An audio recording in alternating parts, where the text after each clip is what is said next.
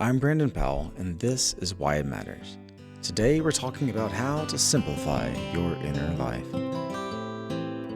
As always, we're going to start off by reading from the Knox translation of The Imitation of Christ.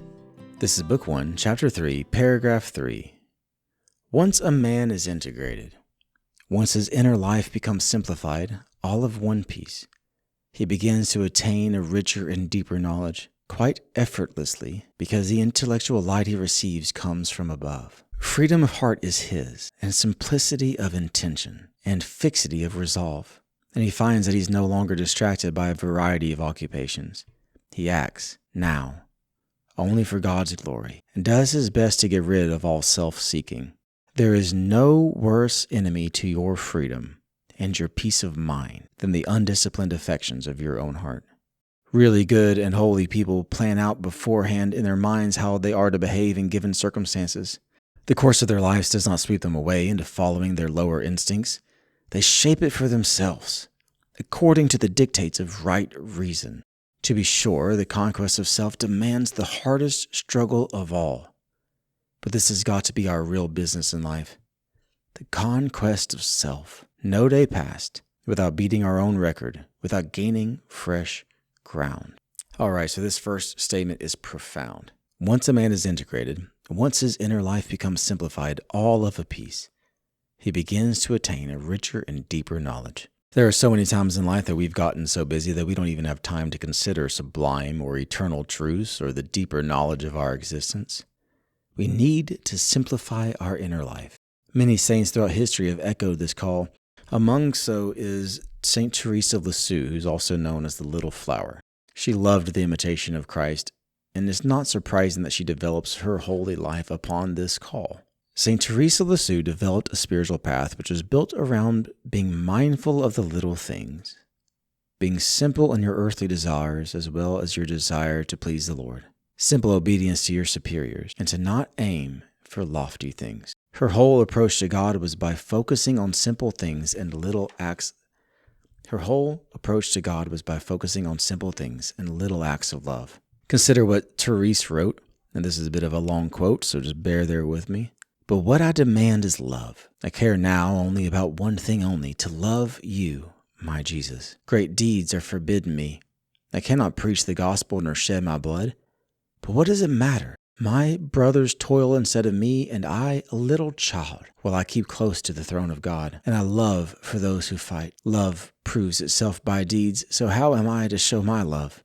Well, I will scatter flowers, perfuming the divine throne with their fragrance, and I'll sweetly sing my hymn of love. Yes, my beloved, that is how I will spend my short life.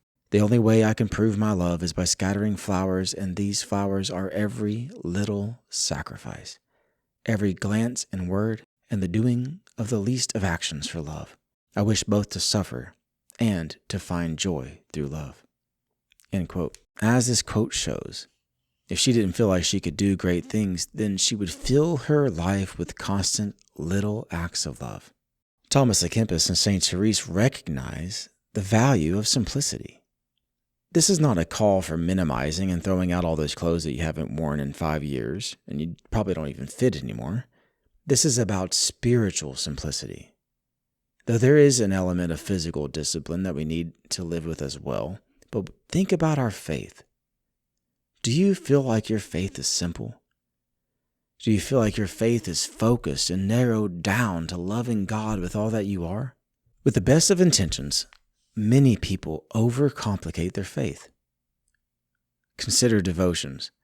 Some people have so many devotions and spiritual routines that they end up not being able to be fully present to the people that God has placed in their lives because they're just too busy. Think about the people who are at every church service, Bible study, and prayer group at the church, and yet their spouse and their children barely see them. The devotions have gotten in the way of them living the life God is calling them to live. Another way to overcomplicate your faith is scrupulosity. Martin Luther was famous for this. Instead of accepting that God's grace was powerful, and that absolution offered in reconciliation was actually absolute, he would go to confession multiple times per day. He at times would even get back in line and confess something that he thought of as he was leaving the confessional and had forgotten to say.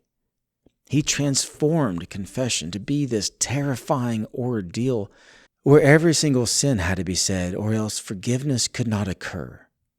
Instead, confession should be a humbling yet loving, healing process with Jesus. Now, if you are not Catholic and you do not value confession, think about this. Imagine if you asked God to forgive you of a sin that you did, and then every day you felt guilt and shame about that thing that you did. You cannot change what you've done, and you're torn up inside about it every day. Every day you're begging God to forgive you, and every day you are just reliving your failures.